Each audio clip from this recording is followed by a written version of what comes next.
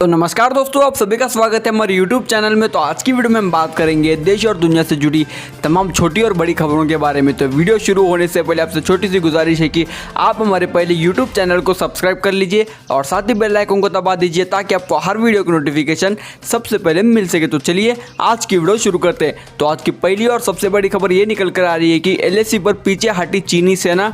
चीन ने बताया तनाव घटाने के लिए उठाया गया कदम। जी हां दोस्तों, आपको बता दें कि लद्दाख सीमा पर LAC के पास चीनी सेना ने आखिरकार अपने टेंट हटाना शुरू कर दिया है। दोनों सेनाओं के बीच हुई बातचीत के आधार पर चीनी सेना करीब 1-2 किलोमीटर पीछे तक हट गई है। अब इस मसले पर चीन के विदेश मंत्रालय ने भी बयान जारी कर दिया है। चीनी विदेश मंत्रालय का कहना है कि शांति स्थापित करने के लिए अग्रिम मोर्चा पर कुछ कदम उठाए गए हैं। इनमें से सैनिकों को वापस पीछे हटाने की प्रक्रिया शुरू हो गई है। वहीं दूसरी ओर चीनी अखबार ग्लोबल टाइम्स की ओर से भी बॉर्डर पर तनाव कम होने की बात कही गई है। ग्लोबल टाइम्स का कहना है कि भारत और चीन की सेनाओं ने फ्रंट बॉर्डर से बैच के आधार पर सैनिक कम करने का निर्णय लिया है। इसमें दोनों देशों के बीच 30 जून को जो बैठक हुई थी उसके बाद ये फैसला लिया गया है। और आज की अगली बड़ी खबर है कि 7,000 मजदूरों के अच्छे दिन, रेलवे के निर्माण प्रोजेक्ट पर वापस बुलाया। जी हां दोस्तों, को बता दें कि भारतीय रेलवे अपने dream project dedicated freight corridor के निर्माण कार्य पर मजदूरों को वापस लाने के लिए राज्य सरकारों से बातचीत कर रही है। बता दें कि कोरोना लॉकडाउन के कारण इस प्रोजेक्ट पर काम कर रहे ज्यादातर मजदूर वापस अपने गृह राज्य आ गए थे। इस प्रोजेक्ट पर 40,000 मजदूर काम कर रहे थे। लॉकडाउन के दौरान मजदूरों की संख्या घटाकर 15,000 हो गई थी। अब फिर से कार्य करने की प्रक्रिया शुरू हो गई है। इस दिशा में डेडिकेटेड फ्रेट कॉरिडोर पर काम कर रही agency the dedicated freight corridor corporation limited DFCCIL अभी तक 7,000 मजदूरों को वापस लाने में कामयाब रही। इससे प्रोजेक्ट पर काम करने वालों मजदूरों की संख्या अब 15,000 से लेकर 22,000 तक हो गई है। एजेंसी DFCCIL इन मजदूरों को बसों का इंतजाम कर रही है। साथ ही एजेंसी ने मजदूरों की वापसी को आरामदायक बनाने के लिए जिला प्रशासन को पत्र भेजकर ठेकेदारों के लिए ई-पास के भी इंतजाम किए गए हैं। और आज की अगली बड़ी खबर है कि देवेंद्र सिंह मामले में चार्जशीट दायर, पाकिस्तान में बैठे आतंकी आकाओं का हुआ खुलासा। जी हां दोस्तों, को बता दें कि जम्मू कश्मीर में आतंकियों के मददगार निलंबित DSP देवेंद्र सिंह मामले की चार्जशीट NIA ने कोर्ट में दाखिल कर दी है। इसमें देवेंद्र सिंह सहित 6 लोगों के खिलाफ चार्जशीट दाखिल की गई है। चार्जशीट में पुलिस की ओर से बड़े बड़े खुलासे किए गए हैं। इनमें कहा गया है कि देवेंद्र सिंह पाकिस्तानी हाई कमीशन के कई अधिकारियों के संपर्क में था। इसके साथ ही देवेंद्र सिंह पाकिस्तानी हाई कमीशन के अधिकारियों से बातचीत और मिलने के लिए सोशल मीडिया प्लेटफॉर्म का इस्तेमाल करता था। NIA की जांच में ये सामने आया है कि पाकिस्तानी हाई कमीशन के अधिकारियों ने देवेंद्र सिंह को भारत की संवेदनशील जानकारियां हासिल करने के लिए तैयार किया था और फंडिंग भी की थी। NIA की चार्जशीट में पाकिस्तान की खुफिया एजेंसी ISI का रोल के बारे में भी जानकारी दी गई है। और आज की अगली बड़ी खबर है कि चीन के बायनूर शहर में फैला बुबोनिक प्लाग, अलर्ट जारी। जी हां दोस्तों, आपको बता दें कि उत्तरी चीन के बायनूर शहर में बुबोनिक फ्लाग फैलने जाने से हड़कंप मच गया है। बुबोनिक फ्लाग का मामला सामने आने के बाद अधिकारियों ने चेतावनी जारी की है। मंगोलिया क्षेत्र में स्थित बायनूर शहर में बुबोनिक प्लाग के 2 मामले सामने आए हैं। पूरे शहर में प्लाग से बचाव के लिए लेवल 3 के स्तर की चेतावनी जारी की गई है। चीन के सरकारी अखबार पीपल्स डेली ऑनलाइन की रिपोर्ट के मुताबिक चेतावनी का A स्तर साल 2020 के अंत तक जारी रह सकेगा। प्लाग से संक्रमित व्यक्ति को अलग रखा गया है और उसकी हालत स्थिर है। बुबोनिक प्लाग बैक्टीरिया संक्रमण के कारण होता है और ये जानलेवा हो सकता है। हालांकि इसके लिए एंटीबायोटिक मौजूद है।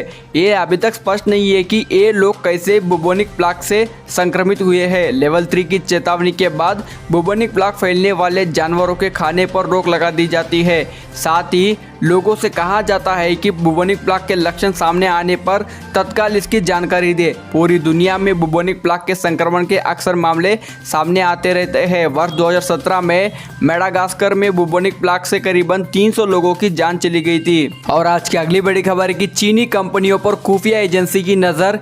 पीपल लिबरेशन आर्मी से रिश्ते रखने वाले कंपनियों की हो रही है लिस्ट तैयार। जी हां दोस्तों, आपको बता दें कि गलवान घाटी में चीन की सेना ने जो हिमाकत की है, भारत उसका कई मोर्चों पर जवाब दे रहा है। सीमा पर भारतीय जवान डटे हुए तो इधर दिल्ली से चीन की आर्थिक कमर को तोड़ा जा रहा है। देश की सुरक्षा एजेंसियों की अब उन चीनी कंपनियों पर नजर है जिनके चीनी सेना पीपल लिबरेशन आर्मी से गहरे रिश्ते हैं। अब ऐसी कंपनियां जो भारत में कारोबार कर रही है उन पर सुरक्षा एजेंसियों की नज़र है।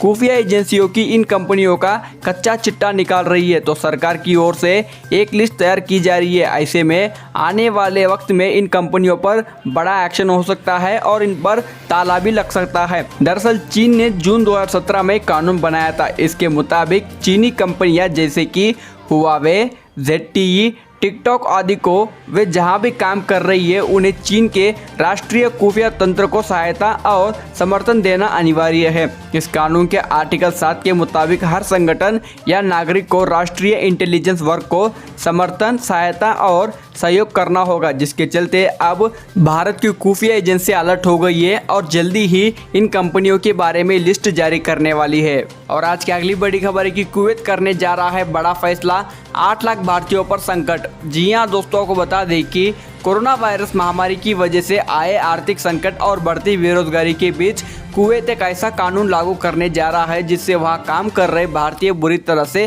प्रभावित होंगे। गल्फ न्यूज़ की रिपोर्ट के मुताबिक कुवैत की नेशनल असेंबली की कानूनी और लेजिस्लेटिव कमेटी ने प्रवासी कोटा बिल के ड्राफ्ट को मंजूरी दे दी है, जिससे 8 लाख भारतीय कामगारों को कुवैत से लौटना पड़ सकता है। नेशनल असेंबली की कानूनी और लेजिस्लेटिव कमेटी ने तय किया है कि प्रवासी कोटा बिल का कॉन्ट्रैक्ट कॉन्स्टिट्यूशनल है। इस बिल के मुताबिक प्रवासी भारतीयों की संख्या कुवैत की आबादी के 15% से ज़्यादा नहीं होनी चाहिए। अभी ये बिल संबंधित समिति के पास विचार के लिए भेजा जाएगा। गल्फ न्यूज़ की रिपोर्ट के मुताबिक अगर एक कानून पेश हो जाता है तो करीब 8 लाख भारतीयों को कुवैत छोड़ना पड़ सकता है। यहाँ के प्रवासी समुदाय में सबसे ज़्यादा संख्या भारतीयों की है। आपको बता दूं कि कुवैत की कुल आबादी 43 लाख है, जिसमें से 30 लाख प्रवासी है। कुल प्रवासियों में 14.5 लाख भारतीय है, यानी 15% कॉन्ट्रैक्ट का मतलब होगा कि भारतीयों की संख्या 6.5 से 7 लाख तक सीमित कर दी जाएगी। और आज की अगली बड़ी खबर है कि दिल्ली के मुख्यमंत्री अरविंद केजरीवाल ने की प्लाज्मा डोनेट करने की अपील। पिछले हफ्ते हम लोगों ने प्लाज्मा बैंक शुरू किया था, देश का पहला कोरोना प्लाज्मा बैंक। जब तक कोरोना की वैक्सीन नहीं आ जाती तब तक कोरोना का इलाज नहीं है, लेकिन तब तक प्लाज्मा जो है, प्लाज्मा के जो ट्रायल किए गए दिल्ली में, ट्रायल के जो नतीजे आए वो नतीजे ये दिखाते हैं कि प्लाज्मा से लोगों को कोरोना में मदद मिलती है। जो मॉडरेट पेशेंट हैं वो सीवियर होने से बचते हैं, उनकी स्थिति सुधर जाती है, मौत के ऊपर कंट्रोल करने में मदद मिलती है। तो पिछले हफ्ते हम लोगों ने देश का पहला प्लाज्मा बैंक बनाया था। अभी तक दिल्ली में प्लाज्मा लेने वालों की अफरा तफरी मची हुई थी, क्योंकि किसी को पता नहीं था प्लाज्मा चाहिए तो कहाँ जाएं। अब वो अफरा तफरी कम हुई है। पिछले कुछ दिनों के अंदर लोग, सबको पता है, ILBS जा सकते हैं, ILBS में प्लाज्मा मिल रहा है। पिछले हफ्ते 4-5 दिन, बृहस्पतिवार को ये प्लाज्मा बैंक शुरू हुआ था। पिछले 4-5 दिन में जितनी डिमांड है प्लाज्मा की वो बहुत ज़्यादा है और जो सप्लाई है वो बहुत कम है। मतलब प्लाज्मा डोनेट करने वालों की संख्या कम है, प्लाज्मा की मांग करने वालों की संख्या ज़्यादा है। तो अगर प्लाज्मा डोनेट करने वालों की संख्या नहीं बढ़ी जल्दी से तो थोड़े दिन में जो स्टॉक में प्लाज्मा इनके पास पड़ा हुआ है वो सारा ख़त्म हो जाएगा। तो मेरी आप सब लोगों से गुजारिश है हाथ जोड़ के कि ज़्यादा से ज़्यादा लोग सामने आएँ और प्लाज्मा डोनेट करें। और दोस्तों, इसी के चलते आपको बता दूं कि देश में कोरोना वायरस के कुल मामले 7 लाख के पार चले गए हैं और इनमें से करीबन 4,24,000 लोग ठीक भी हो चुके हैं और 19,693 लोगों की अब तक जाने जा चुकी है। तो दोस्तों, इसी के चलते आज के तमाम छोटी और बड़ी खबरें यहीं पर समाप्त होती है। वीडियो पसंद आए तो ज़रूर लाइक करें, शेयर करें और ऐसे ही ताज़ा तरीन खबरें देखने के लिए आज़ाद भारत यूट्यूब चैनल को सब्सक्राइब करें। वीडियो देखने के लिए आपका बहुत बहुत धन्यवाद। जय हिंद, वंदे मातरम।